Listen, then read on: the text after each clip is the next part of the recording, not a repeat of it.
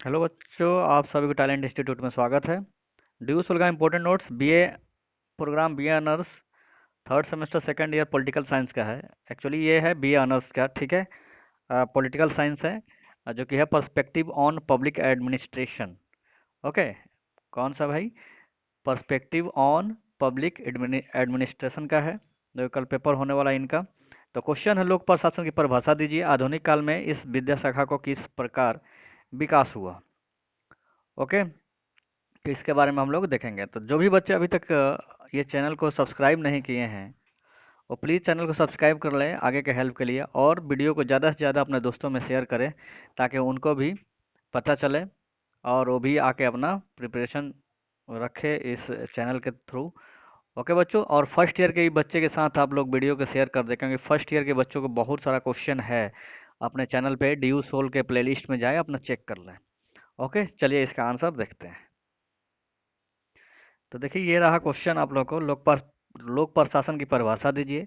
आधुनिक काल में इस विद्या शाखा को किस प्रकार विकास हुआ? अथवा लोक प्रशासन की परिभाषा दीजिए तथा उनके कार्य क्षेत्र की विवेचना कीजिए। अगर दोनों में से कोई भी क्वेश्चन आता है, इसके रिलेटेड कोई क्वेश्चन आता है, तो आप लोग लिख सकते हैं। चलिए देखिए, लोक प्रशासन प्रशासन के एक अधिक व्यापक क्षेत्र का एक पहलू है, ठीक है ना। यह राजनीति निर्णय निर्माताओं द्वारा निर्धारित लक्ष्यों और उद्देश्यों की पूर्ति के लिए राजनीति व्यवस्था में मौजूद होता है। इसे सरकारी प्रशासन के नाम से भी जाना जाता है, क्योंकि लोक प्रशासन में लगे विश्लेष विशेषण लोक का अर्थ सरकार होता है। इस प्रकार लोक प्रशासन का ध्यान लोक नौकरशाही पर, अर्थात यानी सरकार के नौकरशाही संगठन पर केंद्रित होता है। उड्रो विल्सन, लोक प्रशासन का काम कानून को सविस्तार व्यवस्थित रूप से लागू करना है। कानून लागू करने की प्रत्येक कार्यवाही प्रशासन की ही एक गतिविधि है। वे आगे कहते हैं कि प्रशासन सरकार का सर्वाधिक स्पष्ट अंग है। यह कार्यकारी सरकारी सरकारी है। यह सरकार या सर्वाधिक दृष्टव्य कार्यकारी व कार्यचालन पक्ष है। एल डी वाइट ने कहते हैं, लोक प्रशासन में वे सभी गतिविधियां शामिल हैं जिनका उद्देश्य लोक नीति की पूर्ति करना या उसे लागू करना है। लूथर गोलिक, लोक प्रशासन के विज्ञान का वह हिस्सा है जिसके सरोकार सरकार और इसी तरह की कार्यकारी शाखा से होता है, जहां सरकार के काम होते हैं। हालांकि प्रत्यक्षतः विधिक और न्यायिक शाखाओं के साथ इसके संबंध में समस्याएं हैं। साइमन, आमतौर पर लोक प्रशासन का अर्थ है राष्ट्रीय, प्रांतीय और स्थानीय सरकारों की कार्यकारी शाखाओं की गतिविधियां। फिफनर, लोक प्रशासन का अर्थ है कि सरकारी काम करना, चाहे वह किसी स्वस्थ प्रयोगशाला में एक एक्सरे मशीन चलाना हो या टकसाल में सिक्के ढालना।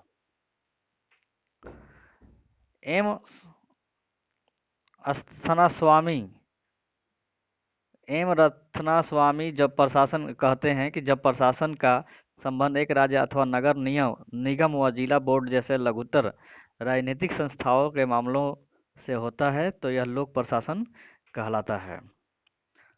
डिमॉक और डिमॉक, ये देखिए क्या बोलते हैं, राजनीति के अध्ययन में की भांति लोक प्रशासन का अध्ययन भी एक ऐसा अध्ययन है जिसके द्वारा यह पता लगाया जाता है कि लोग सरकार से क्या चाहते हैं और इन इच्छाओं की प्राप्ति के लिए किस प्रकार कार्य करते हैं। इसके अलावा प्रशासन प्रबंधन की पद्धतियों पर, प्रक्रिया पर भी बल देते हैं। लोक प्रशासन का विकास, प्रथम चरण 1887 से 1926 माना जाता है।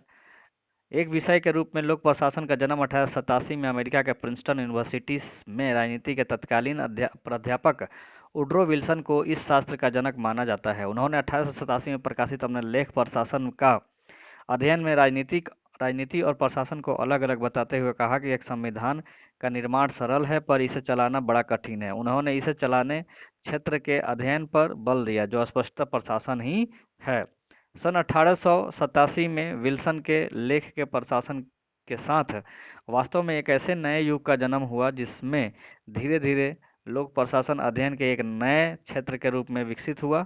यह उल्लेखनीय है कि अन्य देशों के तुलना में संयुक्त राष्ट्र अमेरिका में लोक प्रशासन के अध्ययन पर विशेष बल दिया जाने लगा। इस विषय के एक अन्य महत्वपूर्ण प्रणेता फ्रैंक गुडनाउ है, जिन्होंने 1900 में प्रकाशित अपनी पुस्तक राजनीति तथा प्रशासन में यह तर्क प्रस्तुत किया है कि राजनीति और प्रशासन अलग अलग है, क्योंकि जहां राजनीति राज्य इच्छा को प्रतिपादित करती है, वहीं प्रशासन का संबंध इस इच्छा या राजनीतियों की क्रियान्वयन से है। सन 1926 में एल.डी. वाइट के पुस्तक लोक प्रशासन के अध्ययन की भूमिका प्रकाशित हुई। यह लोक प्रशासन की प्रथम पाठ्य पुस्तक थी, जिसमें राजनीति प्रशासन का मुख्य लक्ष्य दक्षता और मित्रता है। लोक प्रशासन के विकास के इस प्रथम चरण की दो प्रमुख विशेषताएं रही है: लोक प्रशासन का उदय और राजनीति एवं प्रशासन का अलगाव में विश्वास। द्वितीय चरण देखिए 1927 से 1937 माना जाता है। लोक प्रशासन ने के इतिहास में द्वितीय चरण का प्रारंभ हम W.F. विलोबी की पुस्तक लोक प्रशासन के सिद्धांत से मान सकते हैं।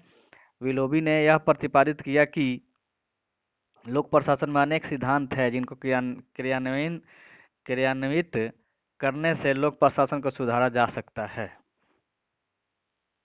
ओके, वाइट और विलोबी के दोनों प्रवर्तक ग्रंथों ने लगभग एक पीढ़ी तक लोक प्रशासन संबंधी पाठ्य पुस्तकों का प्रणयन और उसके अध्ययन की पद्धति का निर्धारण किया। इन दोनों ही पुस्तकों का रूप तकनीकी है, जिनमें उन सभी प्रकार के सामान्य समस्याओं का अध्ययन किया गया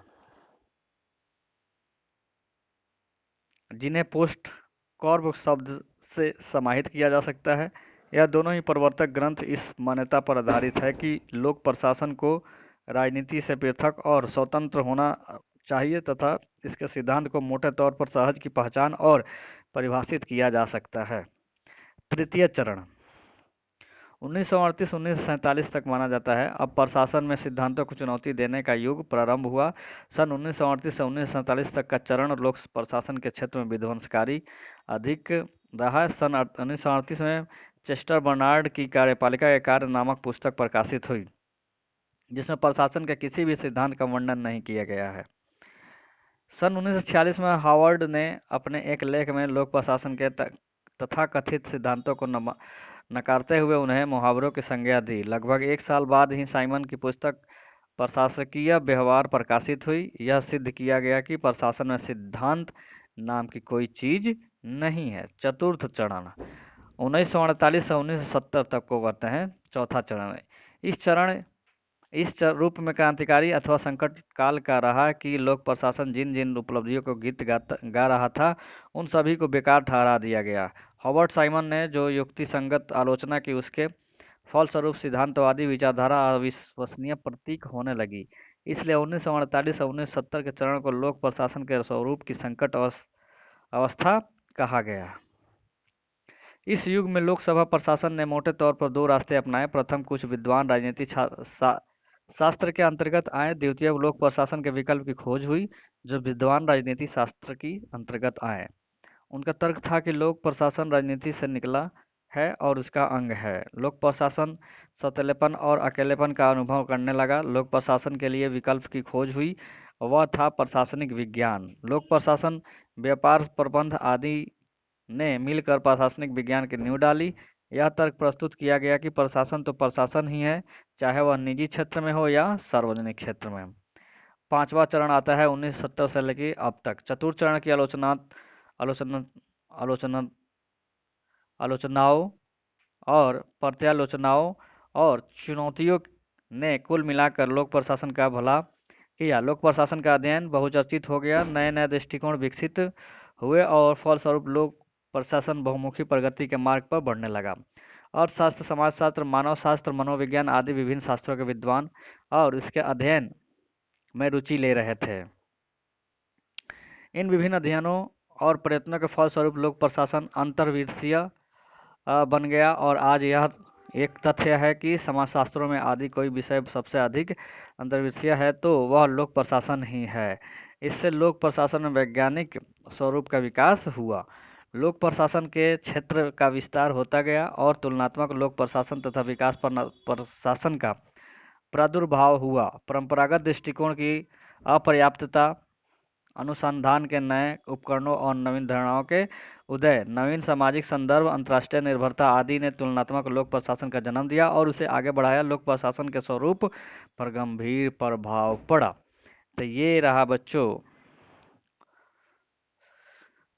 पर्सपेक्टिव ऑन पब्लिक एडमिनिस्ट्रेशन का क्वेश्चन। तो बच्चों आप लोग टेंशन मत लीजिए, और भी बहुत सारे वीडियो अपलोड होगा।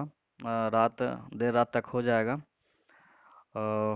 तो आप लोग अब इसको पढ़िए, और अगर ये क्वेश्चन आता है इस टाइप में, यानी इसके रिलेटेड में कोई क्वेश्चन आता है, तो आप लोग यहाँ से लिख सकते हैं। ओके बच्चों, तो फिर मिलते हैं अगले वीडियो में। थैंक यू सो मच बच्चों।